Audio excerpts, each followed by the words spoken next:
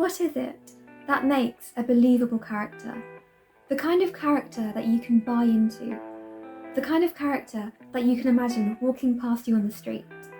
This is something I've wondered about for a really long time, and recently the answer has become apparent to me.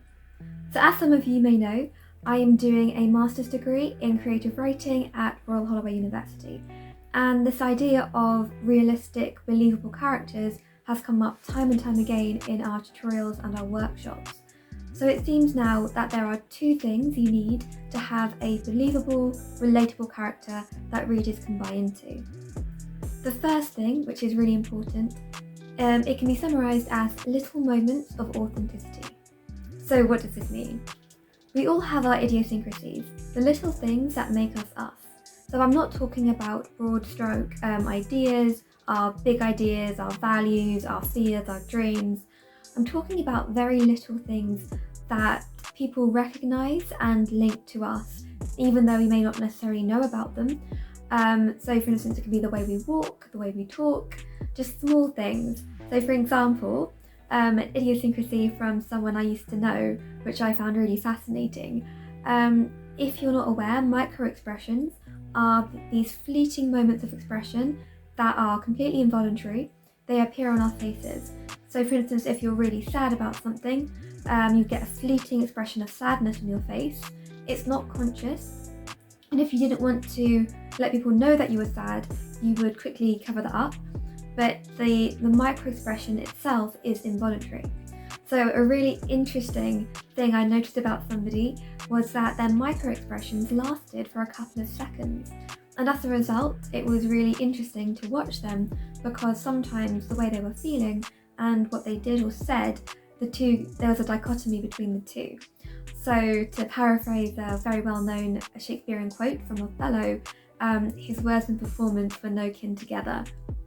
So that was a really interesting moment of authenticity, or moments of authenticity with that person, which I then used with one of my characters to show the dichotomy between what they were thinking and what they were actually doing in practice.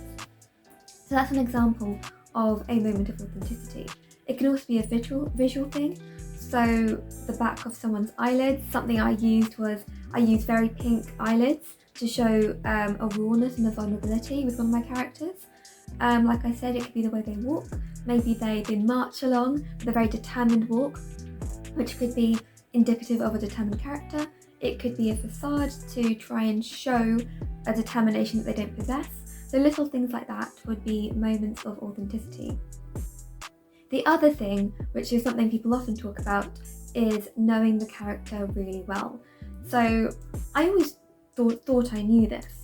I created fact files, very, very detailed fact files for all my characters, things like what they wanted to do in their life, hopes, dreams, background, that kind of thing. But it wasn't until I started this course that I realised what knowing your character really means. There's a really good quote from To Kill a Mockingbird. You can never truly understand a person until you consider things from his point of view, until you climb into his skin and walk around in it. So that's talking about having a really deep level of empathy and understanding for your character.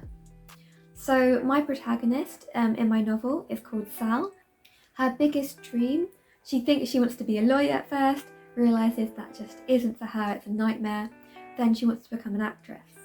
And I realised that unless I have a deep understanding of acting and the power it has, she can never be the best character, the most believable character that she could be.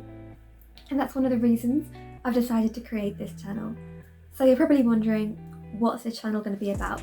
I've had various plans for it at various points in time, and I've now decided it's going to be an acting and analysis channel. So I'll be acting out monologues, text and bits of text, plays, and then I'll be analysing them afterwards. So the first one I'll be doing will be Lady Hester Worsley from A Woman of No Importance. I've recorded that one already, so I'll try and get it edited and up for you at some point next week.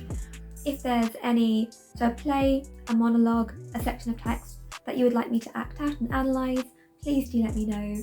Post it in the comments below, and I shall take it into consideration. But I do have a little list of my own which I'll be working through over the coming weeks.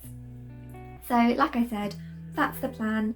Do your reasons I'm doing it, partly to understand cell better, partly as a chance to exercise my analytical muscles, because since leaving teaching I'm actually really shocked at how much I miss analysing things. I do that of course on my master's degree, but not to the extent I was doing it when I was an English teacher.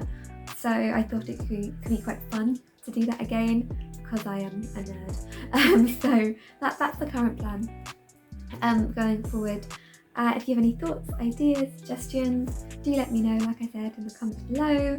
Apart from that, I hope you have a lovely rest of your day or night or whenever you're watching this, and I shall speak to you in the next video, which will be my first monologue and analysis. So, speak to you soon.